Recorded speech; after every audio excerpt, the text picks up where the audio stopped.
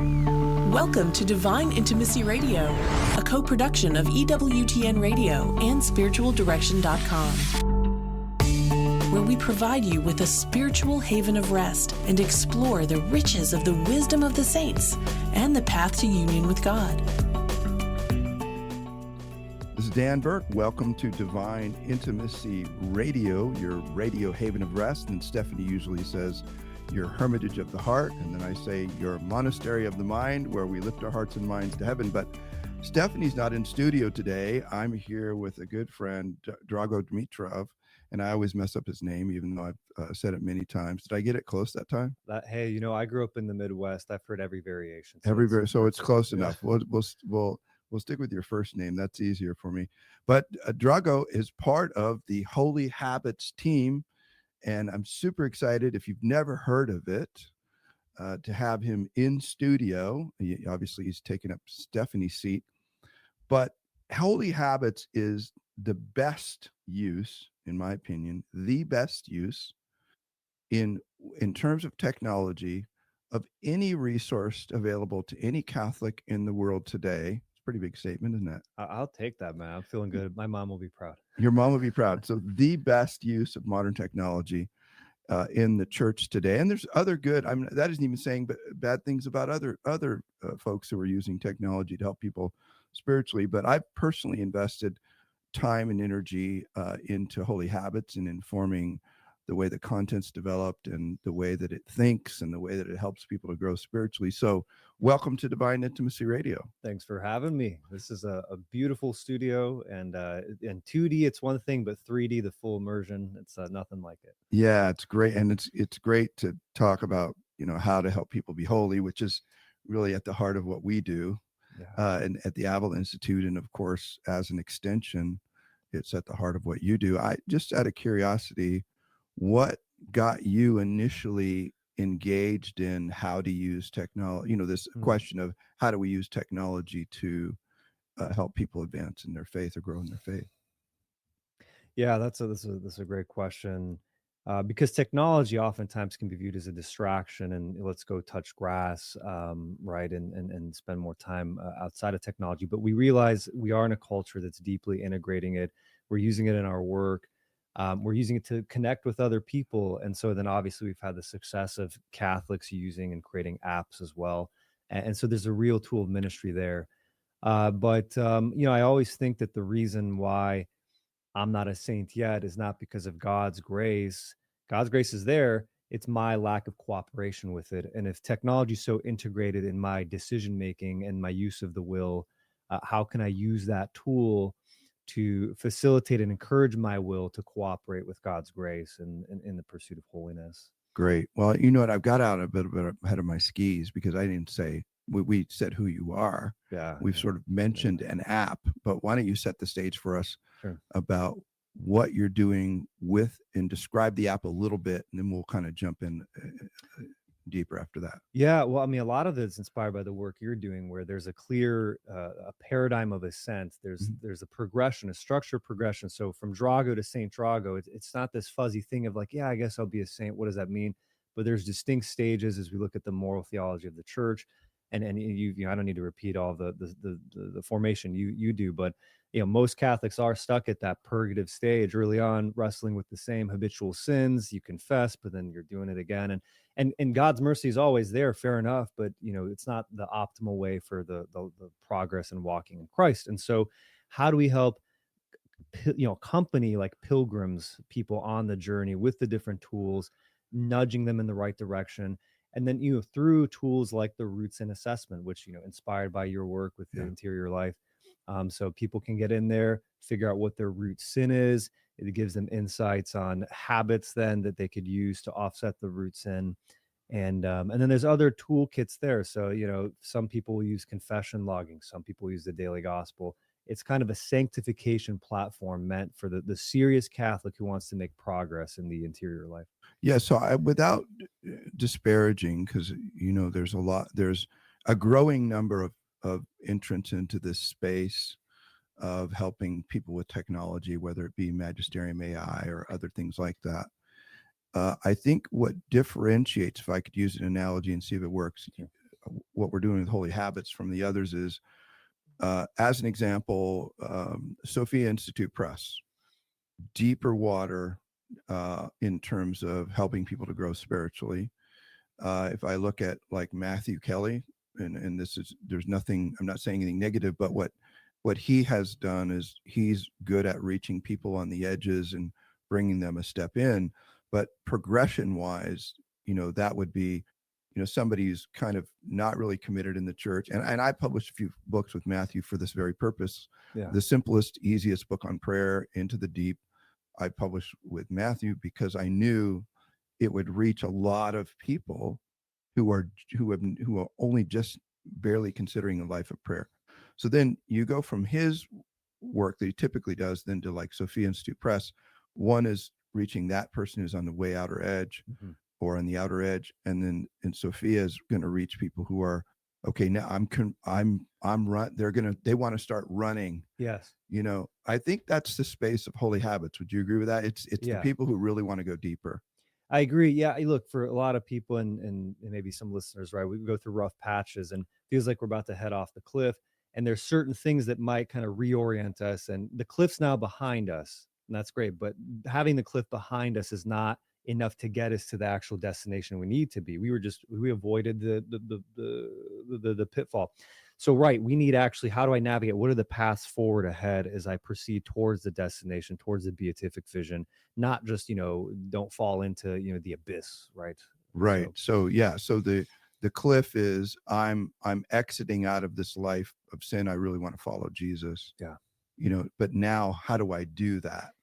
And I think that's what Holy Habits is really good with in terms of understanding the progress of the soul. Yes. And then using technology to say, okay, here's where you are based on how the app interacts with you. Maybe describe a little bit about how Holy Habits, like when somebody first enters in, what are they going to experience?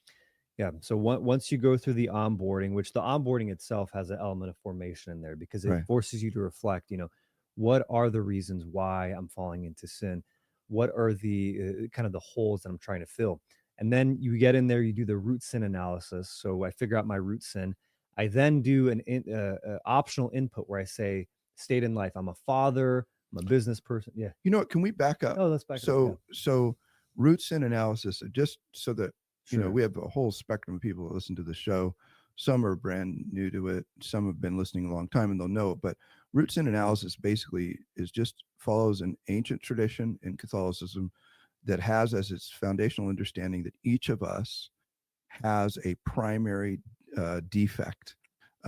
Historically, it's been called dominant fault, dominant defect, more recently root sin.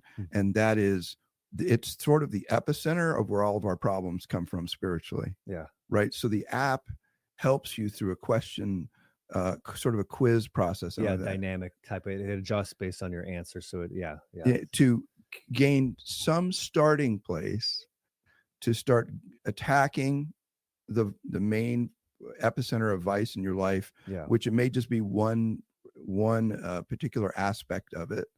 And then helping you to build a pathway then also to virtue. Yeah. Does that? Yeah, absolutely. And what we do, so right, the triple concupiscence in 1 John so my root sin was pride, right? Yeah. But pride can mean, and I know I'm preaching to the choir here, but a lot of things. Yeah, a lot of things. It could be selfishly, I'm thinking about myself, I'm impatient with people, or it could be like in my case, difficulty submitting to someone who I think is less competent, right? I think I know the right way to do things and whatever. So that insight itself, just even being aware of that helps. But then when we take it a step further, is our app will create the habit suggestions of based on your root sin, based on your sacramental participation, your state in life. Here is a plan of habits you can work on.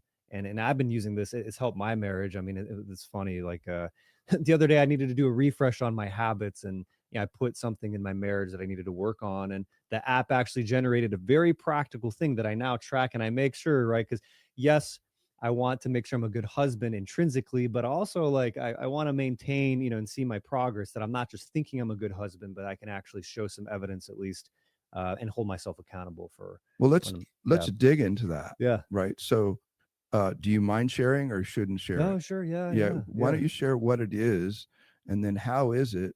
Because that's what people really love. I mean, we Yeah. get Yeah. out of The the nuts and bolts. abstract, Yeah. Yeah. and I can even share some of my stuff Oh, as well. But yeah. what is Please. it? Yeah. What is it that it led you to do? Like, what was the sort of amorphous general idea Yes. that led you specifically to being a better husband? Yeah. So I'll use two examples here. So a year ago, one of the habits with the pride and busy was, am I spending enough time with my spouse? Quality time, undisturbed, not distracted. And so then one of the habits was like a spouse time habit, each day, 30 minutes, undisturbed quality time with the spouse. So I started logging that habit and it developed a pretty good streak. And I see the fruits in my marriage. That's like a baseline.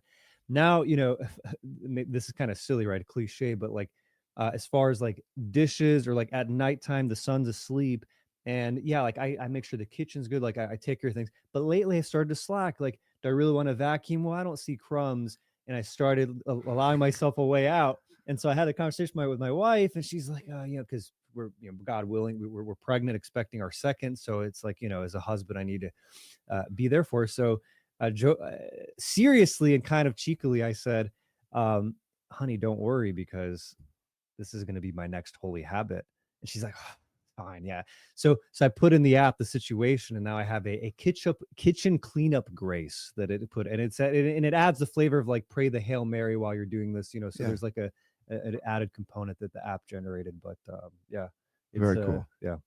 Very cool. So, if you're out there and you're struggling with sin, which means you have a pulse, or you're struggling with virtue, which means you have a pulse and you care about growing in your faith, we are fully behind at the Abel Institute, spiritualdirection.com, personally behind this app and helping to bring about the content and the perspective and the outputs and the wisdom that you get from it to help you to get very targeted and begin to make progress in the interior life. And sometimes that's all we need is just clarity is huge, right? Yeah. You have a general idea, you want to be a better husband. Well, what does that mean? And how do you specifically apply that to your wife? And then how do you get accountable without having to, accountability that's human is really the best accountability. But I don't want you calling me every day and checking in. I've got too much to do, right? Yeah. So the app itself talks to you about how are you doing and gives you feedback, that sort of thing. So when we get back from the break, I want to talk about that very practically. Yeah. So you said you had this specific goal of helping in the kitchen, that sort of thing. Yeah. When we get back from the break, specifically, what does the app do that helps you with that, and how does it remind you, or whatever, just whatever detail you think would help people understand? Yeah. All right, so we'll be right back. The beautiful fact that no suffering is wasted, that all suffering has a purpose, and to wrestle with the idea, which is that everything that happens in our lives is either willed or permitted by God. Okay, God, why would you permit these things? I know that you're a good father and you're a loving father. So there's something there. So I have to bridge this gap between your permission of my suffering to your love for me as a father. And Uniformity with God's Will, the book by St. Alphonsus Liguori, bridges that gap. And he explains, as only he can, because he's such a hard hitter, the reality that these are all moments of growth, of virtue, of, hey, your legs are weak. You're like a newborn deer. You can't stand on your own. We need to get you to stand on your own. Those sorts of things. Even desolation, the day-to-day kind of the ebbs and flows of the spiritual life. Those things are all permitted for a greater good, whatever that might be. Check out the brand new updated version of Uniformity with God's Will, titled Finding Peace in the Storm, with commentary by Dan Burke. This is Dan Burke. Welcome back to Divine Intimacy Radio with my guest, Drago Dimitrov. I think I got it right that time. He's used to people messing up his name, so he's just going to be nice in return. But of course, he's leading the charge on this new app, Holy Habits, that I think is really a beautiful entrant into this digital space, Catholic digital space, of asking and answering the question, how can we use technology to help us? Because, and I just want to say to those who are a little older, maybe my age demographic, although I'm a very tech savvy person, but people my age or older typically are kind of can be suspicious of technology, kind of skeptical or whatever. But I have to say that, my kids, one of them is a producer here, they grew up. You actually, you guys are the same age or real close to the same age. You guys grew up with technology in your hand. I mean, do you remember a time when you didn't have technology? It's interesting that we are the last generation to straddle the before and after on smartphones, mass internet. Yeah. So, but right. Yeah. Yeah. So, and then of course, a lot of the people we reach that are younger, they have no memory of not having technology. Yeah. So the fact it's there. Yeah. So if you don't like that it's there, fine, but understand it's there. So why not use it to advance the kingdom of God? If people are oriented to think that way, like, they're oriented to using technology to help them solve other issues in life, like their finances or communication or whatever, why not the faith? Yeah. And it's a tricky thing because on the one hand, we might want people to spend less time on the screen, but given that people are on the screen, how do we make it the most sanctifying use of that screen time? So there's a little bit of that balancing that. But one thing that we do, because an annoying thing about apps is who wants to learn how to use a new app? Sure. There's so many apps. So from the very beginning, we designed this with a text message integration. So once you're set up on Holy Habits, you don't even have to open the app up at all. You get a text message every day, hey, Dan, here's your 5 goals that you're doing. You respond back to the text, number 1, 2, 3, 4, 5, and then you log that way. So rather than having to build an additional habit of using the app, you just get the text message, and everyone wants to check their text messages. Yeah, so I think that was that is a brilliant feature to make it easier to use. So you don't have to be in it every day or opening it up or whatever. But back to before the break, we were talking about you trying to working to become a better husband. How does it appear in the app? And then how does the app help you on a day-to-day basis with that? Yeah. So with the generated habits, and by the way, I say generated habit because we also have habits you can assign for yourself, of course. So if you want to assign yourself your own goals, you can do that. So, but an example, like if I just want to put in mental prayer, 6 a.m. You could do that. Or even things like workout or, call a family member, whatever you want to do. But the way it works is when my habit's generated, the rationale for it being there and how the habit combats the root sin. So that's there. And then I get the notification. So the problem is, and maybe this is more of a masculine bias as far as our forgetfulness on, like we make a resolution to be a better husband, but, we get so laser focused on our mission, maybe the work, the different things. And it's like, oh man, how am I forgetting this thing? I already had a conversation and I told my wife, but that's why the use of nudges and things to kind of cue you back into the things that matter to you that you've committed to. That's where technology really helps to interrupt the pattern. So when we're getting the pattern and then it's like, oh yeah, this is what I care about. This is what I'm working on. And so that's how it helps to create that cueing. It's interesting about the mail thing because we just led a marriage retreat. I won't say where, but just so I can keep people anonymous, but we had an engineer and his wife.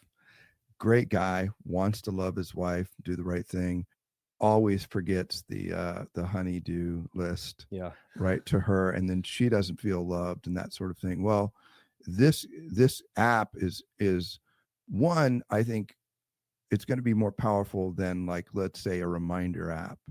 Because I've used reminder apps before. Sure. But a reminder doesn't connect to my faith really. It's sort of a separate thing, and it's connected because that's why I put the reminder there. But in Holy Habits, this is a technology how would you say it? An ecosystem or world that becomes part of your life, wherein what you're trying to do and achieve has to do with getting to heaven, not to be too narcissistic about, it's just about me and what I want, but getting to heaven, which means having a relationship with Jesus, which means being a good Catholic, which means being a good husband and father, all of those things. And so the app, it has at its center the desire to honor God. Yeah. And so then what is generated by definition, psychologically, spiritually, has a higher order of importance. Yeah. And I think it's really going to help even guys Yeah. to follow through. Even guys that follow through. The necessity to have a rightly ordered teleology in the DNA of what we're doing is important, because we are in a culture, which is interesting, is a return towards challenge. People want challenge, and you see it certainly in this like nutrient health optimization. I'm going to track my calories, my heart rates, Yeah. glucose.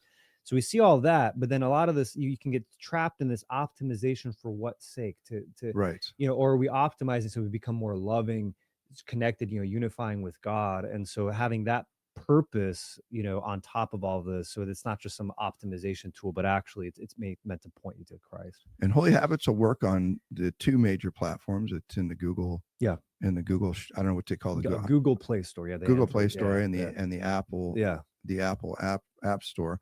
So you can download that. That's like, is it like $1,000?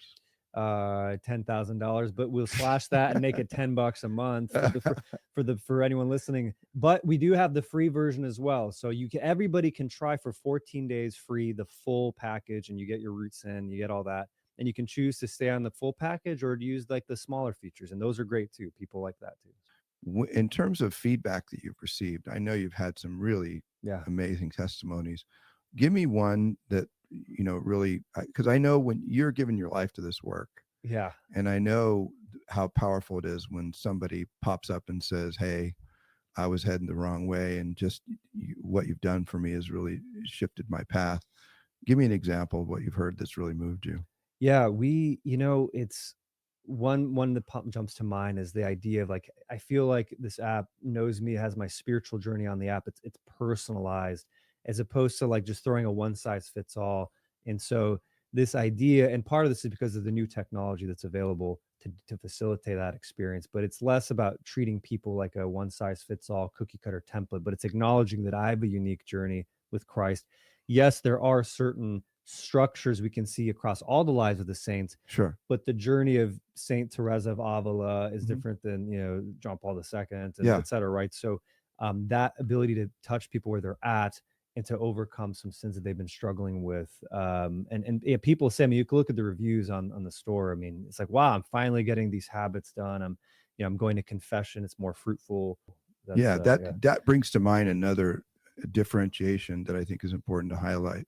So there's good content, I'll just call them content distribution apps out there. Yeah. Right. So apps that deliver good Catholic content. Yeah. That's very different than Holy Habits approach, which the concern of Holy Habits is almost, I don't want to overstate this. It's almost like a digital spiritual director. Yeah. In a way. Kind of like direction. Yeah. So it's, and you said this well, but it's worth repeating. Yeah. The app itself is trying to, in a sense, wrap itself around where you are in the Lord right now, and where are you going? Yeah.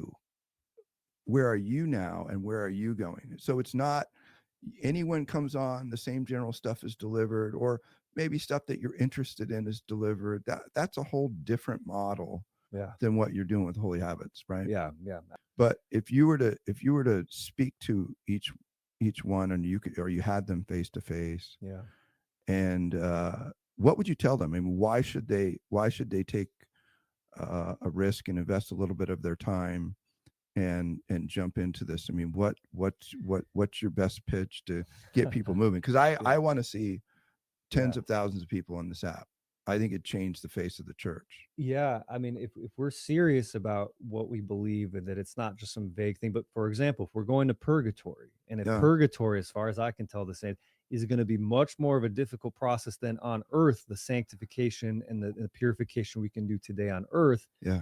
Well, let's get what we can done on earth. And so if it takes a little effort, well, the upside is pretty enormous. So definitely try it out. I don't know what a better use of time than investing in your spiritual life. It could be. So it would be much easier if we can get holier and make progress now than put it off till purgatory. So, I mean, and I would also say another argument would be too, is the wisdom in the app is just longstanding church mystical tradition. Yes. So it's not a secular perspective on the soul or how to make progress. the wisdom built into the app is rooted in Catholic mystical tradition. Yeah, and to get a taste of that, we didn't talk about this part of the app, but you can choose a saint whose inspiration and writings that you value. And then when you submit your weekly reflection, we will generate a saintly lesson based on that saint's wisdom. And so that's the real way to test and to feel that wisdom of the saints that you're referring to. Absolutely. So go out there, download Holy Habits. And I promise you, if you do, you won't call me in a year and say that was a waste of time. I think what instead you'll do is say, wow, this has been a huge help for me to make progress in the interior life. And like I said, if I haven't been clear enough, I've been behind this since the beginning, providing, being in essence a content expert to provide the wisdom of the church and the saints. If you love the Avila Institute and spiritualdirection.com and what we do in terms of that content, that wisdom is built into the app, and we'll continue to build out features. And the whole concept behind this app, again, very different than what else is out there. All that's out there I've seen is only good, but this is about going deeper. Yeah. This is about, you're ready to make some serious change in your life, to go deeper in the Lord, to find the peace that he has for you, to find the joy that you read about when St. Paul talks about the peace that passes all understanding, to find yourself at a place where sin is no longer dominating you, but you have the ability by God's grace to overcome habitual sin and to begin to live a life of virtue. So in essence, I call the Avila Institute like a saint-making machine. Holy Habits, just right in that same line. It's a saint-making machine. And if you'll give yourself to the wisdom of the church, as it's expressed in the way the app seeks to help you to grow spiritually, I promise you that you will grow spiritually. So thank you for all your hard work on Holy Habits. Thank you for your support. It's been wonderful working with you and doing this mission. God be praised. So until next time, may the God of peace make you perfect in holiness. May he preserve you whole and entire, spirit, soul, and body, irreproachable at the coming of our Lord Jesus Christ. Learn more about the interior life. Visit spiritualdirection.com. Divine Intimacy Radio is a co-production of EWTN Radio and spiritualdirection.com and heard worldwide on the EWTN Global Catholic Radio Network.